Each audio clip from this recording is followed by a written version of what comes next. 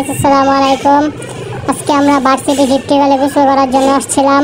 So varsity deputy গলে আজকে পানি নাই। সো আমরা অনেকক্ষণ যাবত দাঁড়ায় আছি। এখন এদিক থেকে চলে যাওয়ার চিন্তা ভাবনা করতেছিলাম। সাজু ভাই ফোনে কথা বলতেছে, এই যে রাজু ভাই, শামীম ভাই, সীমান্ত, রমন ভাই, নাদিম ভাই, এই যে মহৎ, এই যে ফয়সাল ভাই, সবাই আমরা একসাথে ছিলাম। আমরা এদিকে এই যে গাছের উপর উঠে আমরা একটু মজা করতেছিলাম। তো পানি নাই তো কী করবো, তো এখানে দাঁড়ায় দাঁড়ায় একটু মজা ফাইজলামি করতেছিলাম। সবাই মিলে ভাই বাদার একসাথে ছিলাম আজকে বন্ধের দিন।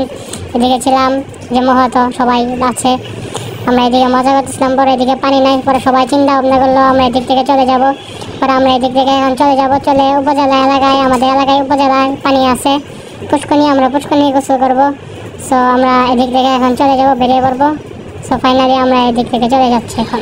বাই।